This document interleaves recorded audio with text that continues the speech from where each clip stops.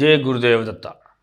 నా పేరు బ్రహ్మశ్రీ నృసింహ సరస్వతి. మన సోషల్ పోస్ట్ ఒక యూట్యూబ్ ఛానల్ని మీరు అభివృద్ధి చేయండి, అందరు చూడండి, అందరు లైక్స్ చేయండి. దాన్ని మీరు చూడటం వల్ల మీకు మంచి మంచి విషయాలను కూడా అన్ని షేర్ చేస్తుంటాము. మీకు ఎన్ని డౌట్స్ ఉన్నా సరే దాంట్లో మెసేజ్ పెట్టండి. తద్వారా మీకు కావాల్సినన్నింటిని కూడా నేను వివరంగా చెప్పడానికి అవకాశం కలుగుతుంది. జయ గురుదేవదత్త. నమో నారసింహాయ నమః, వాగీశ్వర్యే నమో నమః, గురుపాదుకేభ్యో నమో నమః. మనం ఎప్పుడైనా తను ఉన్నత స్థితిలో ఉన్నాడు, మంచి స్థానంలో ఉన్నాడు, ఆ రేఖ ఏ రేఖ ద్వారా తెలుసుకోవచ్చు అంటే ధనరేఖ, సూర్యరేఖ ద్వారా తెలుసుకోవచ్చు. ఈ అస్తము మీకు గుర్తుపెట్టండి, ఎవరన్నా రాజకీయ నాయకులు కానీ లేదా మహా గొప్ప వాళ్ళు కానీ లేదా గొప్ప పండితులు కానీ ఈ రేఖ చాలా అందంగా, కోమలంగా, తేజోవంతంగా ఉంటుంది. తేజోవంతంగా మీనింగ్ అంటే ఈ చేయి చూడంగానే ఇంకా మళ్ళీ ఆ చేయి వైపు చూడాలి. వీళ్ళ భవిష్యత్తు చాలా అద్భుతంగా ఉండబోతుంది, వీళ్ళు గొప్ప అదృష్టవంతులు అని దాన్ని చేసుకోవచ్చు. చాలామంది చేతులు పాదాలు గమనించండి, ఎంత పాదాలు ఎంత అద్భుతంగా ఉంటాయో, చేతులు ఎంత అద్భుతంగా ఉంటాయో, వాళ్ళ జీవితం అంత అద్భుతంగా ఉంటుంది. వాళ్ళ మహారాళ్ళని లెక్క. కనుక చూసేటప్పుడు మీకు చేయి చూడాలి. ఫస్ట్ ఎవరి లైఫ్నైనా చేతుల్లోనే తెలిసిపోతుంది. వాళ్ళ చేతులు ఎంత అందంగా ఉన్నాయో చూడాలి. ఈ రేఖలు ఎంత స్పష్టంగా ఉండి కట్ చేసే విధానం లేకుండా, అంటే ఇక్కడ కూడా కత్తిరిలా లేకుండా. కత్తిరండి మీనింగ్ ఏంటంటే ఈ రేఖ పైన ఇంకో రేఖ వచ్చి కట్ చేస్తే కత్తిరి అంటుందని మనం. ఆ కత్తిరి కూడా లేకుండా ఉండాలి. ఆ రేఖ స్పష్టంగా ఉండాలి, అది తేజవంతంగా ఉండాలి, అది కోమలంగా ఉండాలి. ఆ రేఖ వెళ్ళి గురుస్థానంకి పోవాలి. మళ్ళీ అదే కనుక ధనరేఖ వచ్చి కనుక అది గురుస్థానం పోతే మంచి కీర్తి ప్రతిష్టలు, తద్వారా ధనాన్ని సంపాదిస్తుంటాడు అన్నమాట. అదే కనుక రవి స్థానానికి వెళ్ళినట్లయితే ఇది ప్రభుత్వ ఉద్యోగం ద్వారా ధనం సంపాదిస్తున్నాడు. అదే శని స్థానం పోతే శ్రమమూర్తి సంపాదిస్తున్నాడు. బుధ స్థానం వ్యాపారం ద్వారా సంపాదిస్తాడు. అంటే ఈ రేఖలు ఇంత స్పష్టంగా ఉండాలి, అది తేజవంతంగా ఉండాలి, ప్లస్ అవి ఆ చేయి చూడాలి, హస్తం చూడాలి అనిపించాలన్నమాట.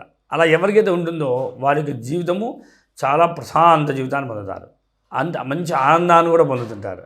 అది మనం బాగా తెలుసుకోవచ్చు.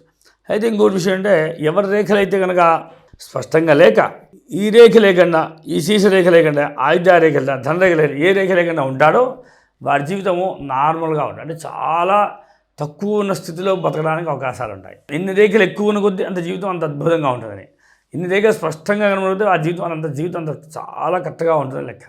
అందుకని ఎంతో పుణ్యం చేస్తే కానీ ఆ రేఖల యొక్క సిస్టమ్ మారుతుంటుంది. అందుకని మనం ఏం చేయాలి, ఈ జన్మలో కుదిరినంతవరకు దానధర్మాలు చేయాలి, యజ్ఞాలు కృతం చేస్తుండాలి, ఏదో పూజ, ఏదో హోమం, ఏదో తపస్సు చేసుకోవాలి, ఏది కుదరకపోతే మాలసి జపం చేయాలి. తద్వారా మీ యొక్క స్థితి మొత్తం మారిపోయి ప్రశాంత జీవితాన్ని మీరు పొందగలుగుతుంటారు.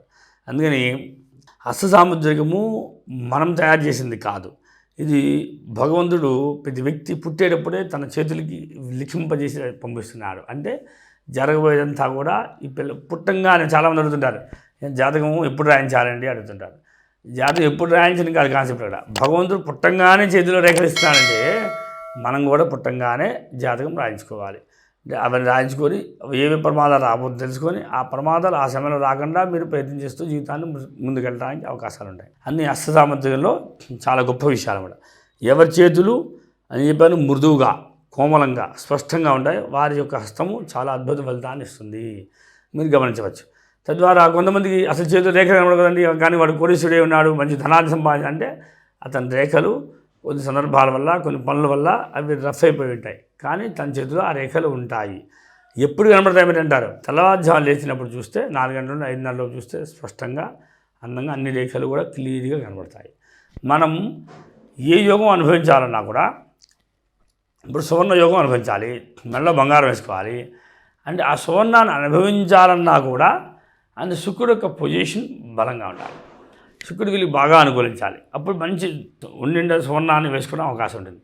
చాలామంది గమనిస్తుంటారు, మంచి వాహనం కొనుక్కుంటాడు అంటే తనకి సుఖపడేటువంటి యోగము, వాహన యోగం బలంగా ఉందో చూసుకోవాలి.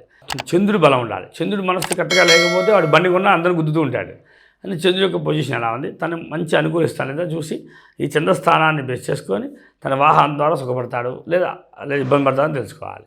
ఇలా ప్రతి హస్తాన్ని కూడా పరిశీలన చేసుకోవాలి. కనుక ఒకటి కూడా చేసుకుంటూ ఉంటే అన్నీ నిర్ధారణకు వస్తాయి. నేను చెప్పిన విషయాల్లో మీకు నచ్చినటువంటి వాటిని ఫాలో అవుతూ మీరు ఆలోచిస్తూ ఉంటే, అర్థం చేసుకుంటూ ఉంటే కొత్త విషయాలు మీకే అర్థమవుతాయి. తద్వారా డౌట్లన్నీ కూడా మీరు మెసేజ్ ద్వారా పంపించవచ్చు. తద్వారా మీరు అనేక విషయాలు తెలుసుకొని ఆనందాన్ని పొందవచ్చు.